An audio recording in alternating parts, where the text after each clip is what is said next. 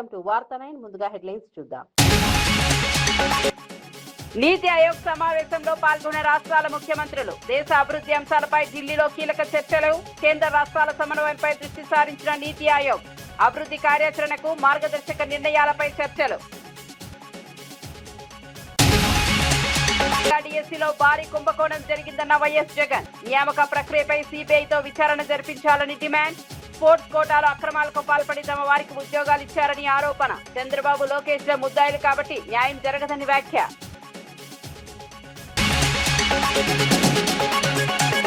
రాష్ట్రంలో శాంతి భద్రతలు పూర్తిగా క్షీణించాయన్న హరీష్ రావు. మహిళలు, చిన్నారుల భద్రతపై ప్రభుత్వం విఫలమైందన్న విమర్శ. నేరాల నియంత్రణలో ప్రభుత్వం పూర్తిగా విఫలమైందన్న హరీష్. పోక్సో కేసులు పెరుగుతున్నా చర్యలు లేవన్న ఆందోళన. ఎస్సీలతో పాటు బీపీఎల్ పరిధిలోని అన్ని వర్గాలకు అవకాశం. గత ప్రభుత్వం కంటే ఎక్కువ మందికి లబ్ధి చేకూరుస్తామన్న మంత్రి డోలా. ఎస్సీ కాలనీలో సీసీ రోడ్లు, హాస్టళ్లలో ఏఐ కెమెరాల ఏర్పాటు.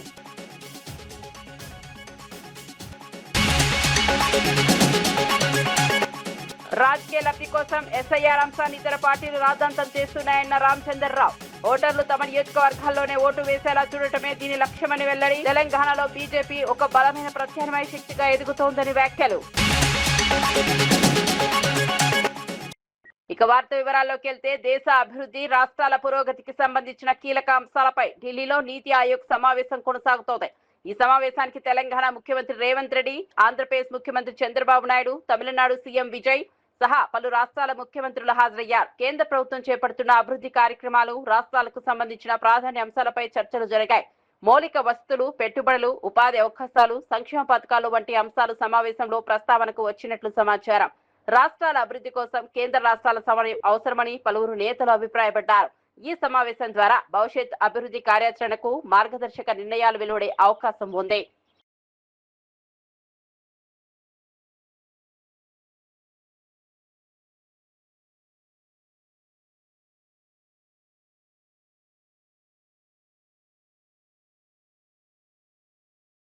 డిఎస్సీ నియామకాల వ్యవహారంపై మాజీ సీఎం జగన్ తీవ్ర ప్రశ్నలు సంధించారు. ఫస్ట్ ర్యాంక్ సాధించిన అభ్యర్థికి ఉద్యోగం ఎందుకు ఇవ్వలేదని ప్రభుత్వాన్ని నిలదీశారు. అతని ఐడి ఎందుకు కనిపించకుండా పోయిందని ప్రశ్నించారు. రెండో మెరిట్ జాబితాలో ఫస్ట్ ర్యాంకర్ పేరు తొలగించడం వెనుక కారణం ఏమిటో చెప్పాలని డిమాండ్ చేశారు. ఈ పరిణామాలు చూస్తుంటే నియామక ప్రక్రియలో తప్పులు జరిగాయనే అనుమానాలు బలపడుతున్నాయని అన్నారు. అర్హులైన అభ్యర్థులకు న్యాయం జరగాల్సిన అవసరం ఉందన్నారు. నియామకాలలో పారదర్శకత లేకపోతే విద్యార్థుల భవిష్యత్తు దెబ్బతింటుందని ఆందోళన వ్యక్తం చేశారు. ప్రభుత్వం ఈ అంశంపై పూర్తి వివరాలు ఇవ్వాలని కోరారు. డిఎస్సీ వ్యవహారంలో నిజాలు బయటకు రావాలని జగన్ డిమాండ్ చేశారు. ఇంట్రెస్టింగ్ గా ఉంది కథ. ఇదే క్యాండిడేట్ ఇంత మంచి ర్యాంక్ వచ్చింది కదా, మరి క్యాండిడేట్కు ఉద్యోగం రావాలి కదా. ఇదే క్యాండిడేట్కు నిజంగా మెరిట్తో ర్యాంక్ సాధించాడని వీరు భావించి ఉంటే ఈ మనిషికి ఉద్యోగం ఎందుకు ఇవ్వలేదు? ఇది ఇంకొక మిస్టరీ. అంటే తప్పు జరిగిందని కనిపిస్తూ ఉంది కదా, అతడి ఐడి కనిపించకుండా చేశారు. అతడి ఐడిని కనిపించకుండా చేశారు. అతని డేటాను మాయం చేశారు. సెకండ్ మెరిట్ లిస్ట్ కూడా ఒకసారి చూపించుమా. మెరిట్ లిస్ట్లో మార్పులు ఆయన పేరు లేదు. మెరిట్ లిస్ట్లో మార్పులు ఇష్టానుసారంగా ఆయన పేరు లేదు. నిజంగా ఈ క్యాండిడేట్ కైనా మెరిట్ ర్యాంక్ సాధించాడని వీరు భావించి ఉంటే ఉద్యోగం ఎందుకు ఇవ్వలేదు అంటే తప్పు జరిగిందనేగా. అతని ఐడి ఎందుకు కనిపించకుండా చేశారు? అతని డేటాను ఎందుకు మాయం చేశారు? మెరిట్ లిస్ట్ నుంచి తన పేరును ఎందుకు తొలగించారు? కాల్ లెటర్ ఎందుకు పంపలేదు? వీళ్ళు కండక్ట్ చేసిన విధానం చూస్తే నిజంగా చాలా షాకింగ్గా ఉంటుంది. అసలు అలార్మింగ్ లెవెల్స్లోకి షాక్ అనేది పోతుంది. లక్షల మంది క్యాండిడేట్లు పెట్టుకున్న నమ్మకాన్ని చంద్రబాబు నాయుడు గారు వమ్ము చేస్తూ స్కాములు చేస్తూ ప్రతిభావంతుల జీవితాలను దారుణంగా దెబ్బతీసిన పరిస్థితులు ఈరోజు రాష్ట్రంలో చూస్తూ ఉన్నాం. ఇంత ఘోరంగా రిక్రూట్మెంట్ జరగడం అన్నది బహుశా ఆంధ్ర చరిత్రలో బహుశా ఎప్పుడైనా జరిగిందో లేదో నాకైతే తెలియదు. కానీ సాక్షాత్తు చంద్రబాబు నాయుడు గారు కొడుకు, ఆయన సుపుత్రుడు లోకేష్ విద్యాశాఖ మంత్రిగా ఉంటూ ఇద్దరు కలిసి ఇంతటి దారుణంగా చేశారు అన్న విషయాలు ఆంధ్ర రాష్ట్రంలో చోటు చేసుకున్నాయి. కేంద్ర సహాయ మంత్రి బండి సంజయ్ ఆసక్తికర వ్యాఖ్యలు చేశారు. తనకు ప్రధాని నరేంద్ర మోదీ స్ఫూర్తి అని పేర్కొన్నారు. గత 20 సంవత్సరాలుగా తనకు జ్వరం కూడా రాలేదని చెప్పారు. అయితే ఇటీవల హైదరాబాద్ లో పాలు తాగిన తర్వాత జ్వరం వచ్చి 3 రోజుల పాటు మంచానికే పరిమితమయ్యానని తెలిపారు. ఆరోగ్యంపై ప్రత్యేక శ్రద్ధ తీసుకోవాలని సూచించారు. క్రమశిక్షణతో కూడిన జీవన శైలి, వ్యాయామం, యోగా వంటి అంశాలు ఆరోగ్యానికి ఎంతో మేలు చేస్తాయని అన్నారు. ప్రధాని మోదీ జీవన విధానం తనను ప్రభావితం చేసిందని పేర్కొన్నారు. ప్రజలు కూడా ఆరోగ్యకరమైన అలవాట్లు అలవర్చుకోవాలని పిలుపునిచ్చారు. మ్యాంగో ఎంత మంచి అందంగా ఉంటుంది. మ్యాంగో నేనేమైంది హైదరాబాద్లో హైబ్రిడ్ మ్యాంగో తింటే 2 అమ్మాయిలు చచ్చిపోయారు. 17 ఏళ్ళ అమ్మాయి, 9 ఏళ్ళ అమ్మాయి చచ్చిపోయారు. నిన్న మామిడికాయ తింటే చచ్చిపోయారు. నిన్న మామిడికాయ తింటే అంటే ఇవాళ దేశంలో మామిడికాయ తినడానికి కూడా భయపడే పరిస్థితి వచ్చింది. అంతేందుకన్నా నేనే ఉదాహరణ. నేను మొన్న హైదరాబాద్లో మిల్క్ దాగి 3 రోజులు బెడ్ మీద పడినా. నేను బెడ్ మీద పడినా 3 రోజులు. నేనే నాకు 20 సంవత్సరాలు జ్వరం లేదు. నాకు నరేంద్ర మోడీ స్ఫూర్తి. నేను అనుకున్నా మోడీ గారు స్ఫూర్తి నాకు కూడా జ్వరం రాదని చెప్పి అమ్మవారు భక్తుని అని చెప్పి మొత్తం ఆరాంస తిరిగిన. లాస్ట్ మొన్న హైదరాబాద్ బయటికి వెళ్ళేస్తే పాలు తాగిన 3 రోజులు బెడ్ మీద పడ్డా. 20 సంవత్సరాల జ్వరం లేదు, నాకు దగ్గు లేదు, దమ్ము లేదు, బీపీ లేదు, షుగర్ లేదు, ఏం లేదు. ఇవాళ తప్పెవరు ఇవాళ నాదే. కానీ ఇప్పుడు ఈ పూట గురించి ఆలోచించదు మనం. ఈ పూట ఏం జరుగుతుంది, ఇప్పుడే నాకు పైసలు రావాలి, ఇప్పుడే నాకు కోటీశ్వరం. రైతుల పరిస్థితి కోటీశ్వరాల పరిస్థితి లేదని, ఎందుకంటే ఇప్పుడు ధాన్యమే కొనే పరిస్థితి లేదు ఇవాళ. కాబట్టి సమస్యలు వస్తుంటాయి. ఆ సమస్యలను అధిగమించి భవిష్యత్తు గురించి ఆలోచించారు. రేపు మీ పిల్లలు చిన్నప్పుడు మనవరాలు కాళ్ళు వంకరైతాయి, చేతులు వంకరైతాయి, ఈ ఫుడ్ తింటే, వంట తింటే, కెమికల్స్ వాడుతున్నటువంటి ఒక భయం, భద్రత అనేది మనలో పడి ఉండాలి. రోగానికి కారకులం మనమే, రోగానికి నివారకులు కూడా మనమే. టీఎస్సీ నియామకాల వ్యవహారంపై టీడీపీ ఎమ్మెల్సీలు కంచెల శ్రీకాంత్, భూమిరెడ్డి రామ్ గోపాల్ రెడ్డి వైఎస్ఆర్సీపీపై తీవ్ర విమర్శలు చేశారు. ఒక్క ఉద్యోగం కూడా ఇవ్వలేని వారు వేలాది ఉద్యోగాలు కల్పించిన ప్రభుత్వంపై ఆరోపణలు చేయడం ఆశ్చర్యకరమన్నారు. కూటమి ప్రభుత్వం పారదర్శకంగా నియామకాలు చేపడుతోందని స్పష్టం చేశారు. గత ప్రభుత్వ హయాంలో నిరుద్యోగులు తీవ్ర నిరాశకు గురయ్యారని ఆరోపించారు. ప్రస్తుతం యువతకు ఉద్యోగ అవకాశాలు కల్పించేందుకు ప్రభుత్వం కట్టుబడి ఉందన్నారు. నియామకాల ప్రక్రియలో ఎలాంటి అక్రమాలకు తావు లేదని పేర్కొన్నారు. ప్రతిపక్షాలు ప్రజలను తప్పుదోవ పట్టించే ప్రయత్నం చేస్తున్నాయని విమర్శించారు. నిరుద్యోగుల భవిష్యత్తును దృష్టిలో ఉంచుకొని ప్రభుత్వం ముందుకు సాగుతోందని చెప్పారు. అభివృద్ధి, ఉపాధి కల్పనే ప్రభుత్వ ప్రధాన లక్ష్యమని ఎమ్మెల్సీలు స్పష్టం చేశారు. ఆయన వినడం జరిగింది, వెళ్ళిపోవడం జరిగింది. ఇప్పుడు యాదయ్యను గత వారం రోజుల నుంచి తాడేపల్లిలోనే జగన్మోహన్ రెడ్డి గారి ఇంట్లోనే అతను పెట్టుకొని అతను ఏమైనా వెళ్ళిపోతాడో ఏమో అతను బంధించి, ఒక విధంగా నిర్బంధించి ఈరోజు ఆయన్ను పక్కన పెట్టుకోవడం జరిగింది. ఇంకా పార్టిసిపేషన్ అయిన వాళ్ళకు ఉద్యోగాలు ఇచ్చినారు. ఇది ఎక్కడ ప్రపంచంలో ఎక్కడా చూడలేదని చెప్పి హావభావులకు పోతే జగన్మోహన్ రెడ్డి గారు చెప్తున్నారు. సిగ్గుండాలి మాట్లాడేదానికి. చరిత్ర తెలుసుకో. మీరు సచివాలయ ఉద్యోగాలు మేము ఇచ్చినామని చెప్తున్నాం. 1,30,000 ఉద్యోగాలు ఒక చిన్న పొరపాటు జరగకుండా, ఒక అవినీతి జరగకుండా ఇచ్చినాము. మేమంతా జాతీయ, అంతర్జాతీయ, ప్రపంచ స్థాయి క్రీడాకారులకే నేను ఉద్యోగాలు ఇచ్చినానని చెప్పి సిగ్గు ఎగ్గు లేకుండా చెప్తాను. నువ్వు ఇచ్చిన లిస్ట్ ఇది. నువ్వు ఇచ్చిన వార్డు, గ్రామ సచివాలయాలకు సంబంధించి ఇచ్చిన 2,300 మంది క్రీడాకారుల కోటాలో ఇచ్చిన లిస్ట్ ఇది. పంపించమంటే పంపిస్తా.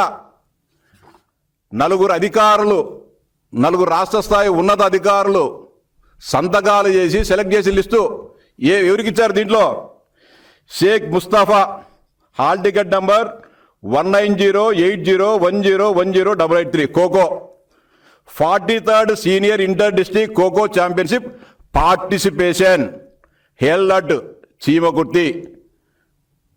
In May 2007. ఏందా ఈయన గోల్డ్ మెడలా? ఇంకొకటి తెల్ల edition football AP senior inter district football championship participation held at Anantapuram 2016లో. Dorepati Sivakrishna basketball HGF 52nd AP inter district basketball tournament participation held at Mahabubabad. Palaparthi Tirupal softball AP inter district softball tournament participation held in Siripuram. Billa Chenna Venkateswara Naidu kho kho AP inter district kho kho tournament participation held at Nellore. ఏం జగన్మోహన్ రెడ్డిది? మందే ఇది చదువు, మనం రాసినదే. మన అధికారులు select చేసి 2,300 మంది. ఇంత పచ్చిగా నువ్వు అబద్ధాలు చెప్తాను. వాస్తవాలు లేకపోతే మా దగ్గర ఇంకొక ఆయన K Rajarao ball badminton Nagarjuna university inter college ball championship participation. ఇంకా దుర్మార్గం, బాల్ బ్యాడ్మింటన్ ప్రపంచంలో ఎక్కడ ఉంది అంటాడు ఆయన. మీరు బాల్ బ్యాడ్మింటన్ గీయలేదు ఉద్యోగము. మీరిచ్చిన 2,300 మందిలో 400-500 మంది క్రీడాకారులు బాల్ బ్యాడ్మింటన్ ద్వారా వచ్చిన వాళ్ళు. బాల్ బ్యాడ్మింటన్ ఈ రోజు కాదు, ఈ దేశంలో బ్రిటిష్ వాళ్ళ పరిపాలన కాలం నుంచి. రాష్ట్రంలో శాంతి భద్రతల పరిస్థితిపై మాజీ మంత్రి హరీష్ రావు తీవ్ర ఆందోళన వ్యక్తం చేశారు. కాంగ్రెస్ ప్రభుత్వం అధికారంలోకి వచ్చిన తర్వాత చిన్నారులపై లైంగిక దాడులు పెరిగాయని ఆరోపించారు. 2024లో 2,200 మంది చిన్నారులు, 2025లో 2,400 మంది చిన్నారులు అఘాయిత్యాలకు గురయ్యారని పేర్కొన్నారు. ప్రభుత్వం సరైన చర్యలు తీసుకుంటే నేరాలు తగ్గాలి, కానీ పెరగకూడదన్నారు. మహిళా భద్రతపై ప్రభుత్వం తగిన శ్రద్ధ చూపడం లేదని విమర్శించారు. దొంగతనాలు, హత్యలు, పోక్సో కేసులు పెరుగుతున్నా ప్రభుత్వం స్పందించడం లేదన్నారు. మహిళల రక్షణకు ప్రత్యేక చర్యలు అవసరమని సూచించారు. నేరాల నియంత్రణలో ప్రభుత్వం విఫలమైందని హరీష్ రావు ఆరోపించారు. ప్రతిరోజు ఈ రాష్ట్రంలో 5-6 చోట్ల చిన్న పిల్లల మీద లైంగిక దాడులు జరుగుతా ఉన్నాయి.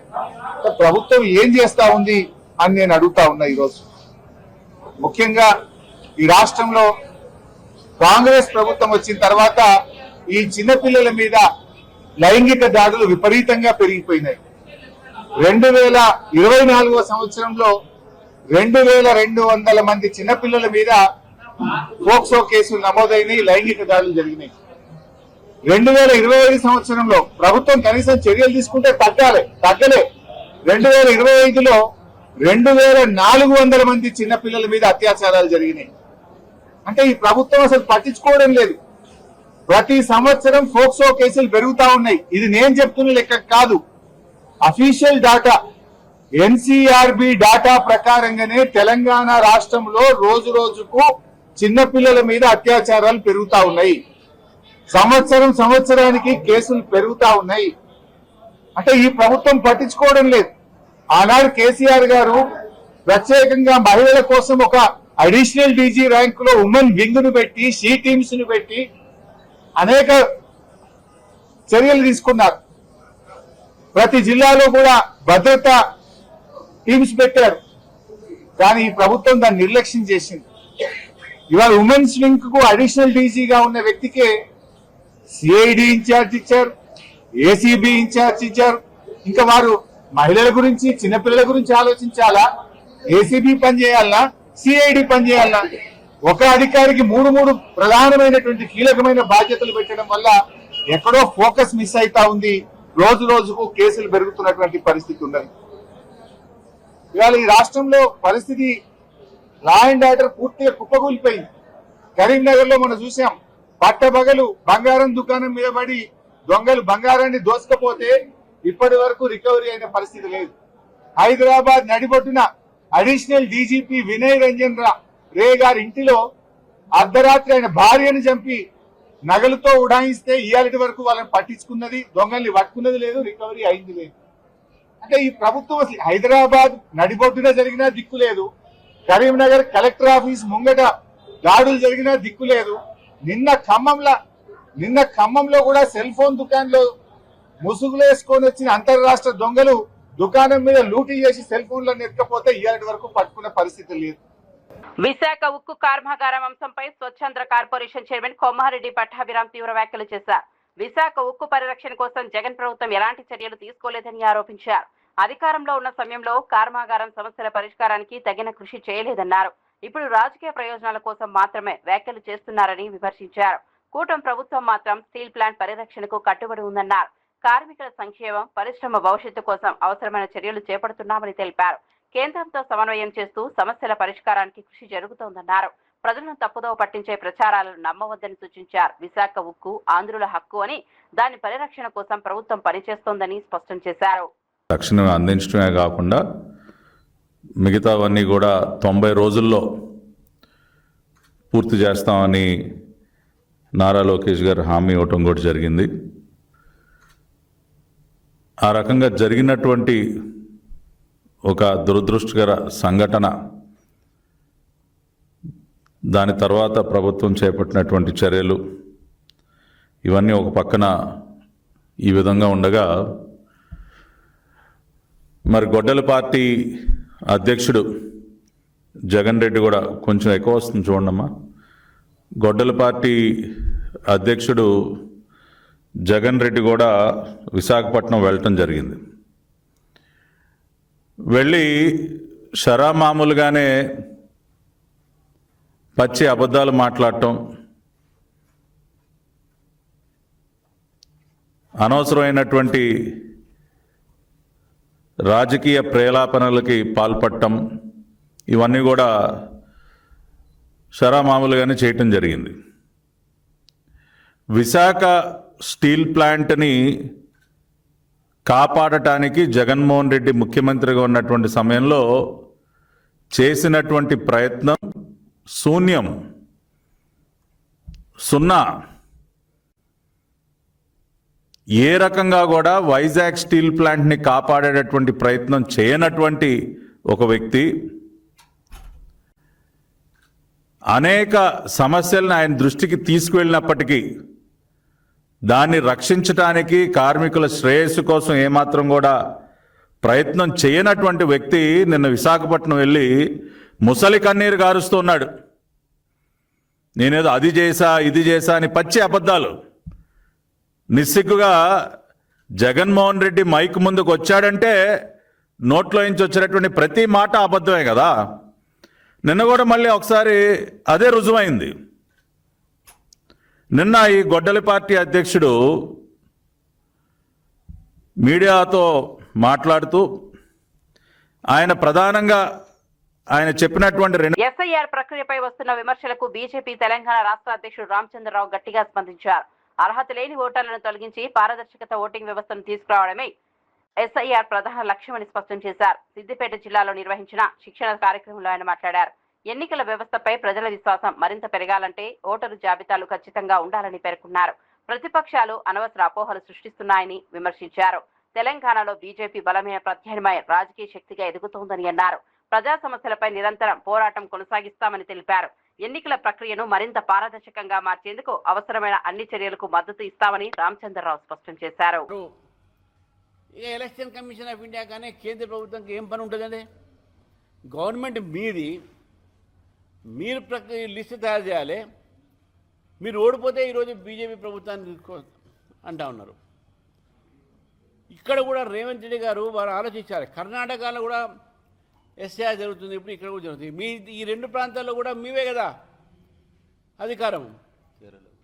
కేరళలో ఎస్ఐఆర్ అయిపోయింది, అక్కడ కాంగ్రెస్ పార్టీ గెలిచింది. మరి దానికి ఏమంటారండి వీళ్ళు?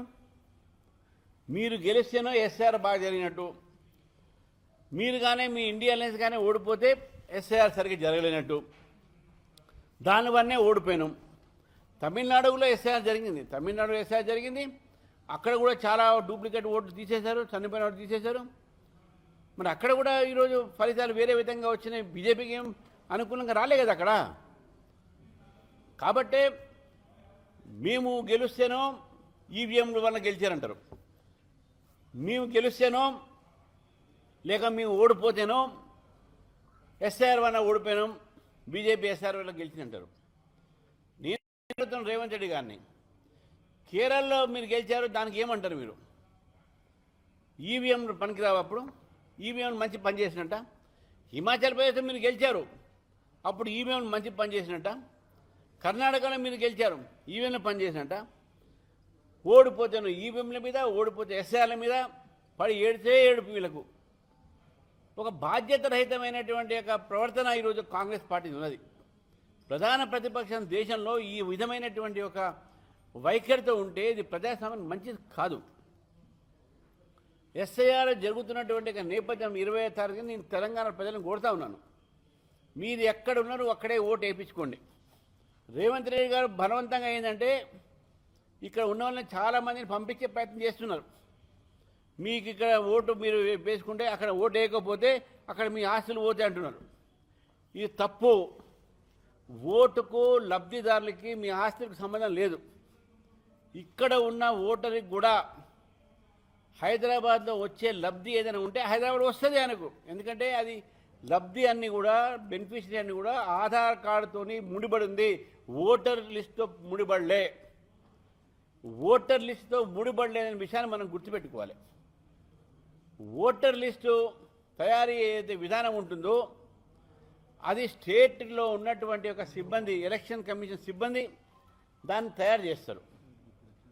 ఆ తయారీ చేసేటటువంటి ఒక ప్రభుత్వం వాళ్ళదైతే వీళ్ళ ఏడుపంతా కూడా బీజేపీ ప్రభుత్వం మీదనో ఎలక్షన్ కమిషన్ ఎందుకు ఉంటుంది? ఎలక్షన్ కమిషన్ ఆఫ్ ఇండియా సంవిధానికమైనటువంటి ఒక రాజ్యాంగబద్ధమైనటువంటి ఒక సంస్థ. వాళ్ళ ప్రక్రియలో పాల్గొంటారు. విదేశీ విద్యను అభ్యసించాలనుకునే పేద విద్యార్థులకు ప్రభుత్వం శుభవార్త చెప్పింది. ఈ ఏడాది నుంచే విదేశీ విద్యా పథకాన్ని అమలు చేయనున్నట్లు మంత్రి డోలా శ్రీ బాల వీరాంజనేయ స్వామి ప్రకటించారు. ఈ పథకం కేవలం ఎస్సీ విద్యార్థులకే కాకుండా బీపీఎల్ కేటగిరీలోని అన్ని వర్గాల వారికి వర్తించేలా రూపకల్పన చేస్తున్నామని తెలిపారు. విద్య ద్వారా సామాజిక అభివృద్ధి సాధించాలన్నదే ప్రభుత్వ లక్ష్యమన్నారు. విదేశీ విద్యా నిధి పథకము గతంలో పేరు మార్చుకోవటం ఇవన్నీ జరిగినాయి. దాని విషయంలో ప్రభుత్వం అర్హత ఉన్నటువంటి అన్ని, not only SC ST, below poverty లేనటువంటి అన్ని వర్గాల ప్రజలకి ఉపయుక్తంగా ఉండే ఒక పాలసీని చేయమని చెప్పారు. అధికారులు ఆ ప్రాసెస్లో ఉన్నారండి. దానివల్ల కొంచెం గ్యాప్ వచ్చింది. ఈ సంవత్సరం అది తీసుకొచ్చే విధంగా ఉన్నాం. అంటే ఒక ఈ 2 కుల సామాజిక వర్గాలే కాకుండా బెనిఫిషరీ అంటే బీపీఎల్ ఫ్యామిలీలో ఎలిజిబిలిటీ ఉన్నటువంటి వాళ్ళందరూ ఎక్కువ మందికి ఈ ప్రోగ్రాంను విస్తరించే విధంగా మేము ఒక ప్రణాళిక తీసుకొస్తున్నాం అండి. పార్వతీపురం మన్యం జిల్లాలోని తోటపల్లి జలాశయం వద్ద నిర్వహించిన యోగాంధ్ర కార్యక్రమంలో మంత్రి సంధ్యారాణి పాల్గొన్నారు. యోగా ప్రతి ఒక్కరి దైనందిన జీవితంలో భాగం కావాలని పిలుపునిచ్చారు. ఆరోగ్యకరమైన జీవనశైలికి యోగా ఎంతో ఉపయోగకరమని తెలిపారు. ఎమ్మెల్యే తోయిక జగదీశ్వరి, కలెక్టర్ ప్రభాకర్ రెడ్డి సహా పలువురు అధికారులు కార్యక్రమంలో పాల్గొన్నారు. స్థానిక ప్రజలతో కలిసి మంత్రి వివిధ యోగా ఆసనాలు చేశారు. శారీరక, మానసిక ఆరోగ్యానికి యోగా దోహదపడుతుందని పేర్కొన్నారు. యువత నుంచి వృద్ధుల వరకు అందరూ యోగా అలవాటు చేసుకోవాలని సూచించారు. ఒత్తిడి తగ్గించడంలో యోగా కీలక పాత్ర పోషిస్తుందని చెప్పారు. ఆరోగ్యవంతమైన సమాజ నిర్మాణానికి యోగా అవసరమని మంత్రి సంధ్యారాణి తెలిపారు. లాస్ట్ ఇయర్ అయితే వైజాగ్ లో దాదాపు 3 నుంచి 4 లక్షల మంది ఒకే వైజాగ్ దగ్గర కూర్చొని ఒకే స్థలంలో కూర్చొని చేసింది గిన్నిస్ బుక్ ఆఫ్ వరల్డ్ రికార్డులకు వెళ్ళింది. మీ అందరికి కూడా తెలుసు. అల్లూరు సీతారామరాజు జిల్లాలో ఉన్నటువంటి మన గిరిజన విద్యార్థులు 108 యోగాసనాలు 108 నిమిషాల్లో పూర్తి చేసి Guinness book of world record కూడా వెళ్ళారు. ఈ ఆధునిక యుగంలో ప్రతి ఒక్కరు కూడా ఎన్నో స్ట్రెస్లతో, ఎన్నో ఇబ్బందులతో, ఎన్నో ఆర్థిక ఇబ్బందులు ఒక పక్క, మన శారీరక ఇబ్బందులు ఇంకో పక్క, ఇన్ని విధాలుగా వెళ్తున్నాం. కాబట్టి చిన్న వయసుల నుంచి బీపీలు, షుగర్లు వచ్చేస్తున్నాయి. కాబట్టి అవి తగ్గించాలి అంటే, మన రాబోయే తరానికి కూడా బీపీలు, షుగర్లు రాకుండా ఉండాలి అంటే ఖచ్చితంగా మనందరం ఎర్లీ మార్నింగ్ యోగా ఖచ్చితంగా చేయాలి. ఖమ్మంలో బాలికపై జరిగిన దారుణ ఘటనపై మాజీ మంత్రి సునీత లక్ష్మారెడ్డి తీవ్ర ఆవేదన వ్యక్తం చేశారు. 12 ఏళ్ల బాలికపై తండ్రి వయసున్న వ్యక్తి అఘాయిత్యానికి పాల్పడడం అత్యంత దురదృష్టకరమన్నారు. బాలిక తీవ్ర భయాందోళనకు గురై పురుష వైద్యులను కూడా దగ్గరకు రానివ్వడం లేదని పేర్కొన్నారు. ఇలాంటి ఘటనలు సమాజాన్ని కలిచివేస్తున్నాయని ఆవేదన వ్యక్తం చేస్తున్నారు. మహిళా మంత్రులు ఎందుకు స్పందించడం లేదని ప్రశ్నించారు. ప్రభుత్వం వెంటనే స్పందించి బాధితురాలికి న్యాయం చేయాలని డిమాండ్ చేశారు. ఈ కేసు విచారణ కోసం ఫాస్ట్ ట్రాక్ కోర్టు ఏర్పాటు చేయాలని కోరారు. నిందితులకు కఠిన శిక్షలు విధించాలని డిమాండ్ చేశారు. మహిళలు, చిన్నారుల భద్రతకు ప్రభుత్వం ప్రత్యేక చర్యలు తీసుకోవాలని సునీత లక్ష్మారెడ్డి సూచించారు. నిజంగా కూడా చాలా చాలా బాధాకరమైనటువంటి ఇన్సిడెంట్, విషాదమైనటువంటి ఇన్సిడెంట్. మానవతా విలువల్ని మర్చి ఒక 12 ఏళ్ల అమ్మాయి పైన, కూతురి వయసు, మన్వరాల వయసులో ఉన్నటువంటి అమ్మాయి పైన అత్యాచారం చేయడం, ఆడుకుంటున్నటువంటి అమ్మాయిని పిలిచి అత్యాచారం చేసి ఎక్కడ మళ్ళీ తను బయటకు చెప్తుందో అని చెప్పేసి ఆలోచనతో ఎత్తుకొని కింద పడేసినటువంటి ఇన్సిడెంట్ ఏదైతే ఉందో కూడా నిజం కూడా సభ్య సమాజం అందరూ కూడా మరి ఈ రోజు దానిపైన సంఘీభావం తెలుపుతుంటే ఈ రోజు మరి ప్రభుత్వానికి మాత్రం కనీసం చలనం లేకుండా పోయింది. ఆ అమ్మాయి ఫస్ట్ హాస్పిటల్ కి పోయి ట్రీట్మెంట్ చేసుకున్న తర్వాత వాళ్ళ తల్లిదండ్రులకు చెప్పడానికి భయపడి మేనమామను పంపిస్తే మేనమామతో ఈ సంఘటన చెప్పి బాధపడుతున్నటువంటి పరిస్థితి. ఈ రోజు ఇక్కడ డాక్టర్స్ తో మాట్లాడినప్పుడు కూడా వాళ్ళు ఏం చెప్తా ఉన్నారంటే మగ వాళ్ళు ఎవరైనా హెచ్ఓడీస్ గాని లేదంటే ఆర్ఎంఓస్ గాని డాక్టర్స్ గాని వస్తే ఆ అమ్మాయి భయభ్రాంతులకు గురవుతుంది. అంటే అంత ఘోరంగా అమ్మాయిని చిన్న అమ్మాయిని మరి చిత్రహింసలు పెట్టినటువంటి ఘటన మనం ఇప్పుడు చూడడం జరుగుతా ఉంది. మరి ప్రభుత్వం ఎందుకు స్పందిస్తలేదని చెప్పేసి నేను అడుగుతా ఉన్నాను. ఈ రోజు కాంగ్రెస్ పార్టీ హయాంలో మరి మహిళలకు రక్షణ కరువైపోయింది. ఇప్పుడు చూస్తా ఉంటే ఈ ఘటనతో మరి ఆడపిల్లల పైన కూడా మరి ఈ ప్రభుత్వం పట్టించుకున్నటువంటి పరిస్థితి కనిపించినట్టు అనిపిస్తలేదు. ఖమ్మం జిల్లాకు సంబంధించి 3 మంత్రులు ఉంటే ఒక్కరు కూడా స్పందిస్తలే. ఆ పక్కనే ఉన్నటువంటి వరంగల్ గాని సంబంధించినటువంటి 2 మహిళా మంత్రులు కూడా కనీసం వచ్చి చూసి వారికి ఏం కావాలి అని చెప్పి కూడా అడిగేటువంటి పరిస్థితి లేదు. మరి ఇక్కడ పరిస్థితి చూస్తానంటే అమ్మాయి దాదాపు ఇంకా స్పైన్ దెబ్బతిని నడిచేటువంటి పరిస్థితి లేకుండా ఉన్నట్టుగా కనిపిస్తా ఉంది. ప్రభుత్వం నిర్లక్ష్యం వహిస్తా ఉంది. ఇప్పటికి కూడా ట్రీట్మెంట్ కి సంబంధించి కూడా చర్యలు తీసుకోవట్లేదు.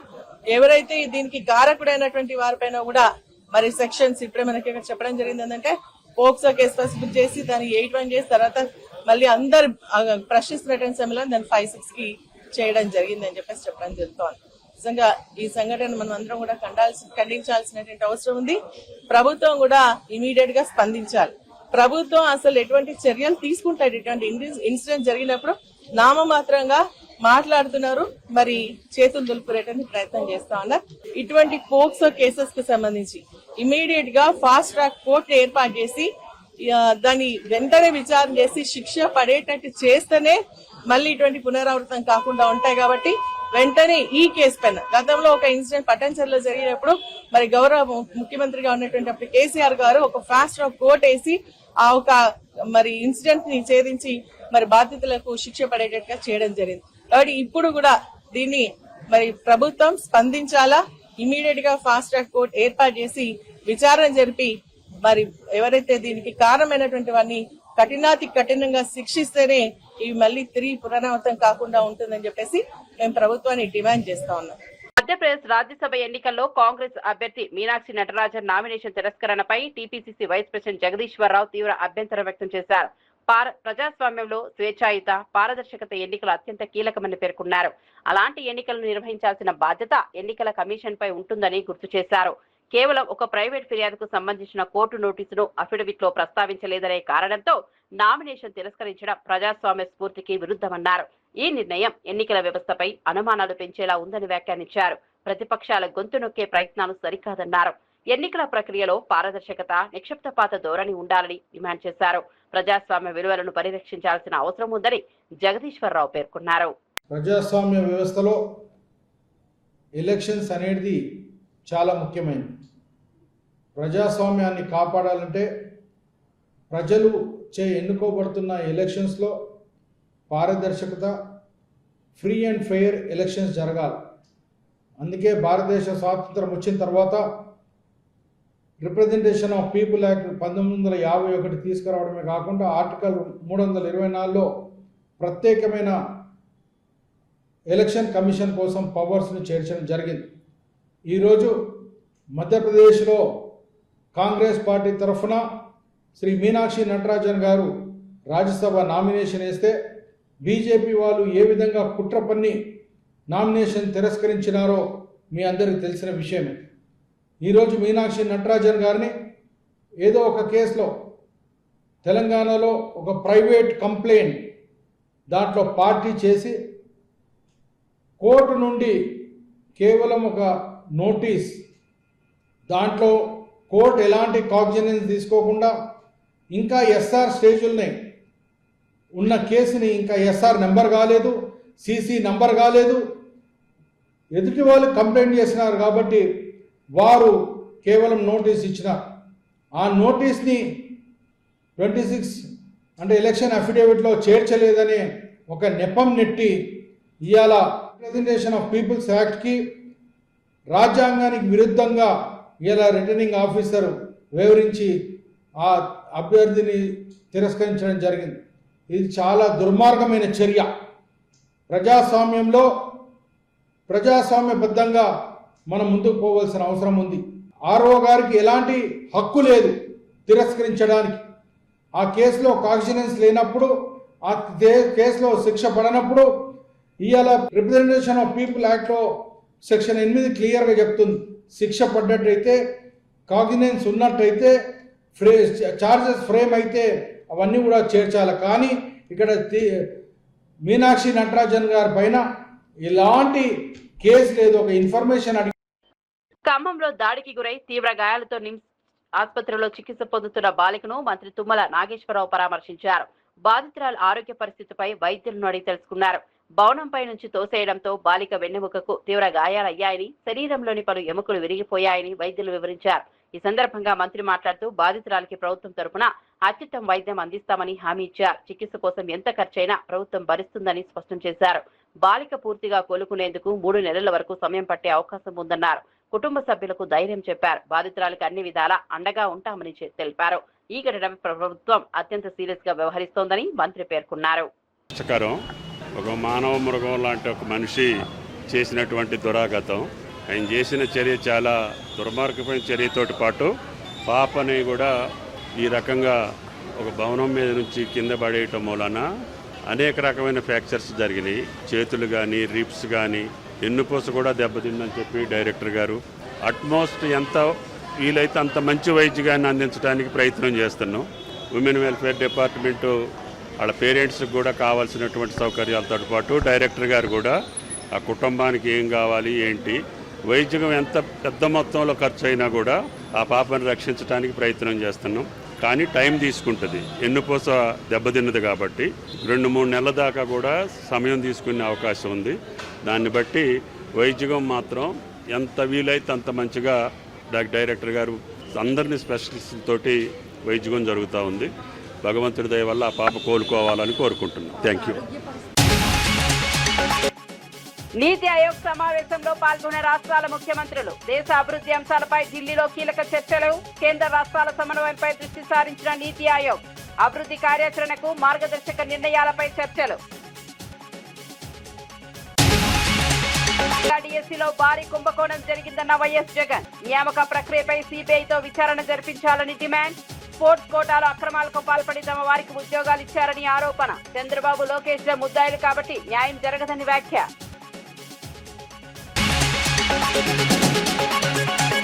రాష్ట్రంలో శాంతి భద్రతలు పూర్తిగా క్షీణించాయన్న హరీష్ రావు. మహిళలు, చిన్నారుల భద్రతపై ప్రభుత్వం విఫలమైందన్న విమర్శ. నేరాల నియంత్రణలో ప్రభుత్వం పూర్తిగా విఫలమైందన్న హరీష్. పోక్సో కేసులు పెరుగుతున్నా చర్యలు లేవన్న ఆందోళన. ఎస్సీలతో పాటు బీపీఎల్ పరిధిలోని అన్ని వర్గాలకు అవకాశం. గత ప్రభుత్వం కంటే ఎక్కువ మందికి లబ్ధి చేకూరుస్తామన్న మంత్రి డోలా. ఎస్సీ కాలనీలో సీసీ రోడ్లు, హాస్టళ్లలో ఏఐ కెమెరాల ఏర్పాటు.